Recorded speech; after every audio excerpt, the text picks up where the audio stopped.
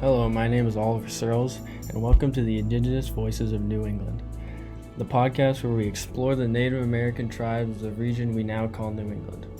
Today, I will be interviewing Lucy Neel about the Abenaki tribe, their culture, their history, the challenges they face, and what life is like for them now. The Abenaki people originated in northern New England and southern Quebec, but they were forced to move to Odanak and Wallanack in Quebec, Canada, because of colonization. In their culture, they are expert hunter-gatherers and mainly eat the small or large game they kill.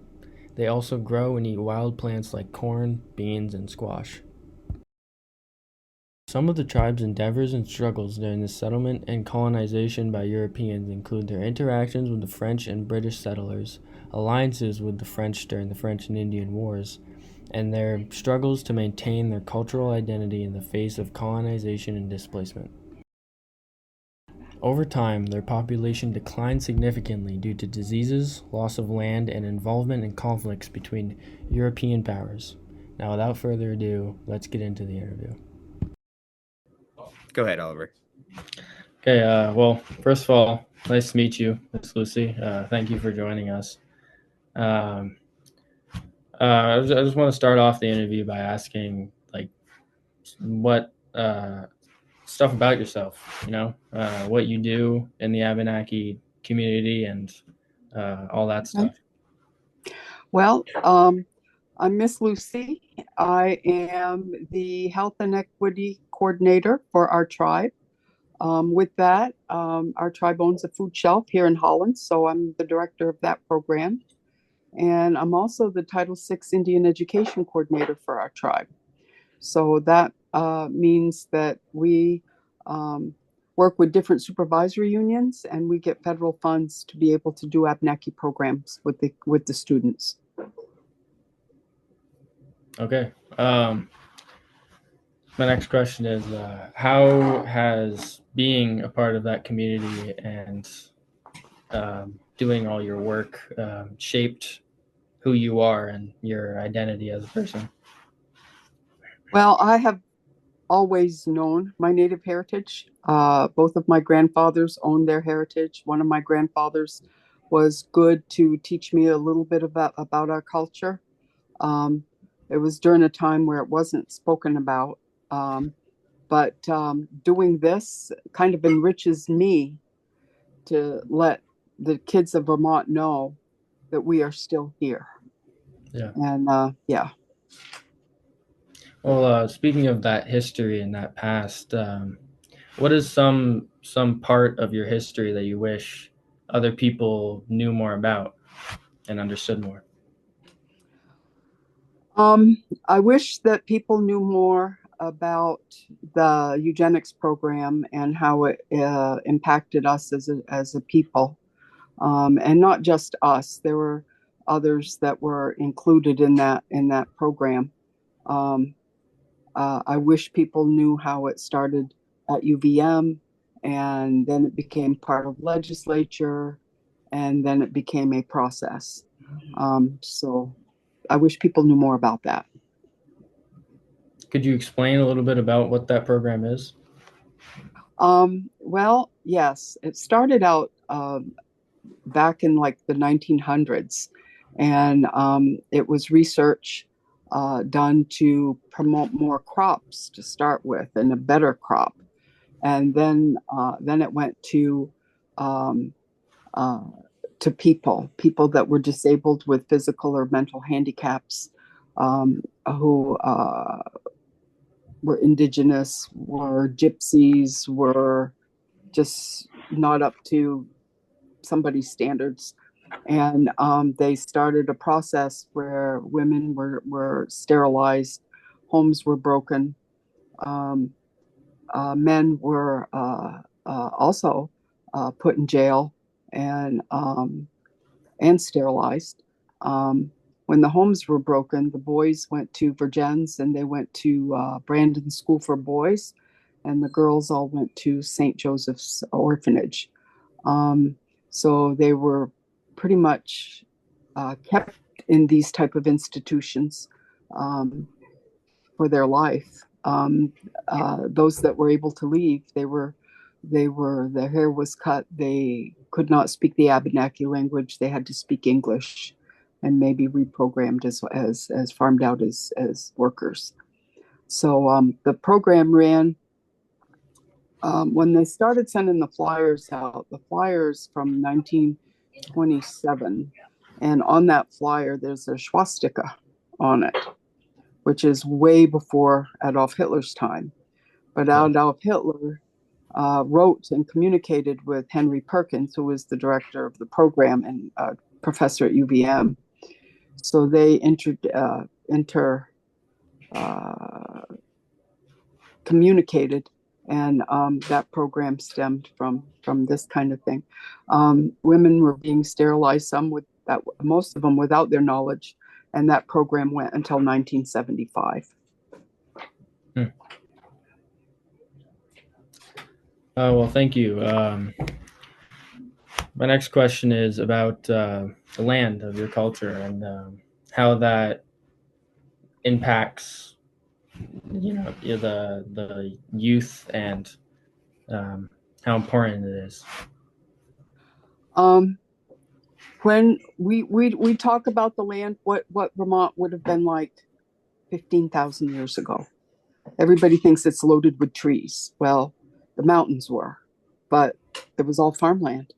And so we teach the kids today about the type of style of farming we did. We talk about the Three Sisters Garden. We talk about food preservation back then, how it was dried and what have you. And we try to do this today with the kids. We teach them the Three Sisters, which is mound gardening, which today would be raised beds, would be similar. We try to teach to keep our water clean, to keep the land clean. Mother Earth can heal herself, but it doesn't hurt us to help her along. Yeah. Well, speaking of that piece about Mother Earth and you having to help her to heal a little bit, what are some recent challenges or historical challenges that has impacted your culture?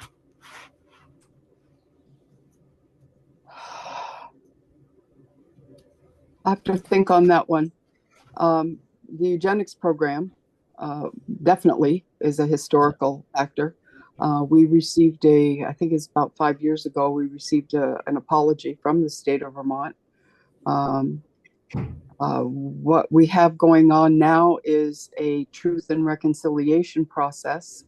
And that is a group it's not just Abenaki people or Abenaki people, it's BIPOC and everybody else that has been affected by destruction of our culture. Those are the things that are happening now, I guess. And education.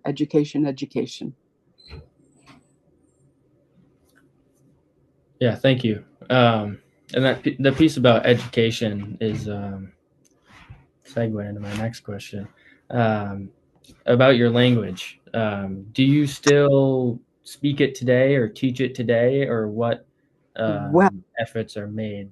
I'm glad you asked that. Middlebury College has a language course. This summer will be my third year to revitalize our language. We have very few original language speakers left. Elie Jobert passed away a couple years ago, and he was one of the language keepers. And he lived in between New York and Vermont. So we're working really, really, really hard to keep our language alive. Last year there were 32 students. I was bilingual growing up, speaking French and English, because during that process we took our French Canadian heritage and didn't speak. So I'm learning the language again, and when the kids come to our programs, I speak in Abenaki to start the program, and I'm getting there. I'm not there yet, but we're really trying hard to keep our language alive. Yeah, thank you. So about that language piece, how does that how does your language shape the way that you see the world and see other people? Um, for me, it keeps us alive. It keeps us out there. All the other languages are just gorgeous languages, but we're just as important.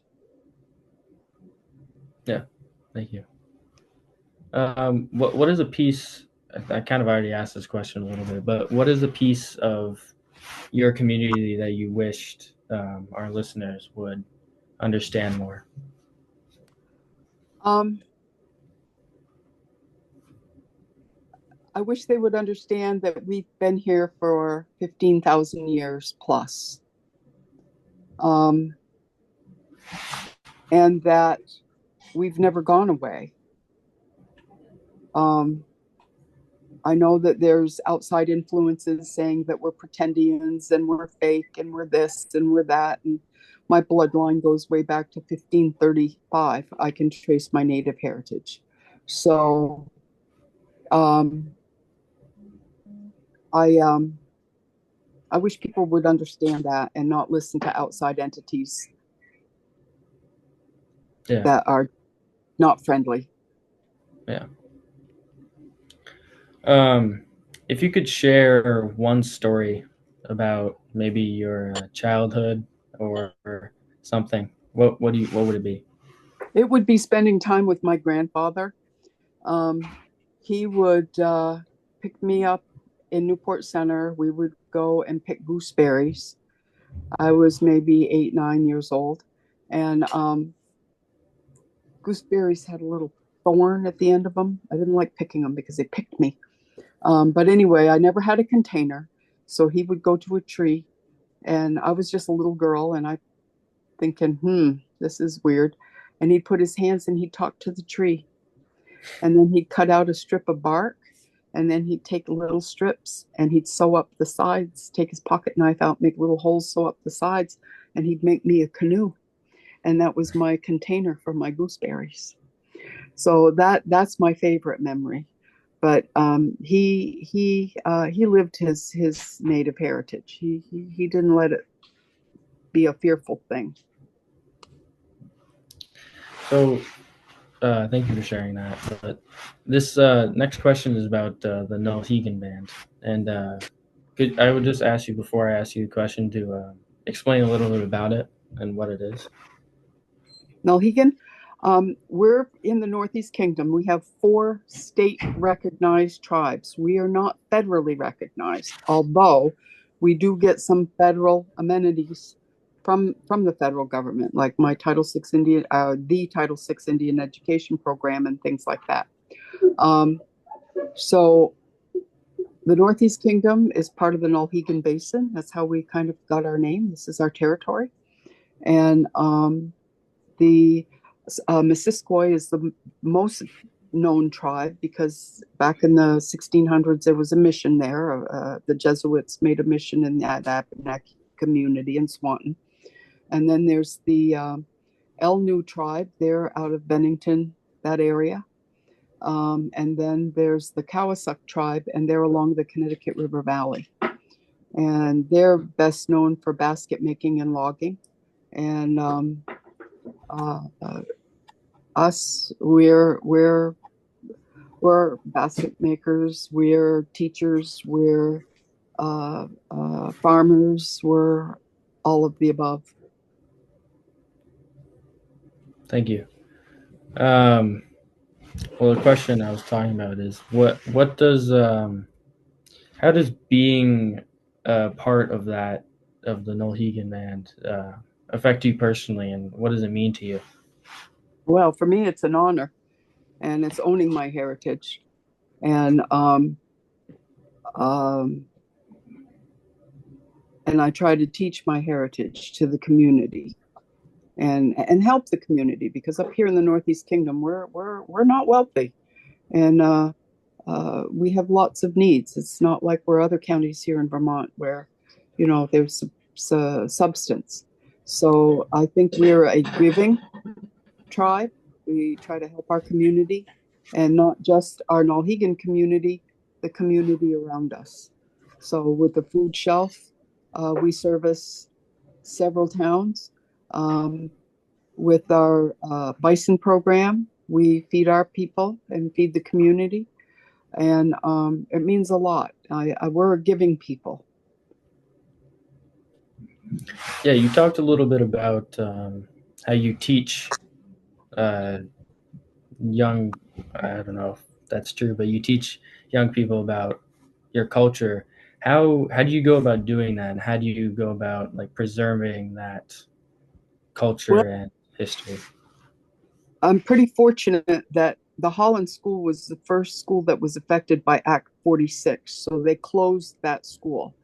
So I was able to, or the tribe was able to negotiate with the school board that we could rent portions of the school, and the kids do field trips. So they come from Derby, they come from Orleans, they come from all over, and they spend the day, and we present a program. We talk about pre-contact, what life was like here in Vermont prior to the Europeans coming, and what the family unit was, what travel was, what gardening, hunting, fire building, drumming, singing. We have a whole day program for them, and it's all. And one of the questions that we pose in the beginning of the program, age contingent, is what do you think about life back then versus now? Where would you like to be? So, some kids will say, well, there's technology now, and we don't have to hunt to we can just go to the grocery store, or some will say, well, life was really kind of peaceful back then, and they all worked together, and they all had one mindset, and there was not a lot of stuff. And so it makes them think a little bit.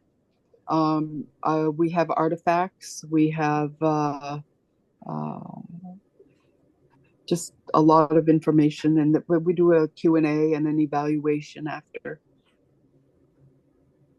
Okay. And it depends on the different levels too. Like preschool, they're like 5-minute mindset, so you have to do something really, really quick with them. And Yeah. but yeah, as they get older, but we always end with drumming and singing. In the wintertime, we do the snow snake games with the kids. They really love that. And so we have a pretty good program. It's a lot of fun. I'm Sounds the like it. biggest kid there. Yeah. I asked you a question earlier about the land and how the how that impacts your culture. Could you tell me a few more specific like landmarks that are important? Well, there uh, we have sacred areas. One I can talk about is Brunswick Springs, um, and that's a sacred mineral water, and there's a really good history there. Newport was the Lake Memphremagog was like the crossroads of people for traveling back in the day. Um, like I said, Missisquoi was, uh, the most established area. Um, the Missisquoi River is very, very important. That was, like the only travel we had was by foot or by dugout canoe or by birch bark. So those are the only two transportation. So keeping our rivers nice, and last year up in Swanton, a group of them got together and they made a dugout canoe, and it was the first time that we had done one in 200 years. And so it held 6 people, and they went and floated down the river. It was wonderful. Wow. So yeah, it was pretty cool. Well, thank you. For my last question here, it's are there any current projects or initiative your community is working on to protect and restore those lands? We have worked. There's an area in Newport Bluff Farms that we've worked and planted local trees, sweetgrass, blueberries, part of our culture. Keep that going. We have a little sugaring operation that we do. Again, with the bison herd. Um, uh, we have them, and we work with the Vermont Youth Corps. They grow crops for us too, and then we harvest those and give those to the community. Um, so there's a lot of things happening. So Well, thank you. That was my last question. So all right. Well, thank you. It was a pleasure. that concludes the interview. Thank you for listening to Indigenous Voices of New England. We hope you gained a deeper understanding of the rich cultures and history of the Native American tribes in our region. We encourage you to continue exploring their stories and experiences. Thank you for listening and have a great day.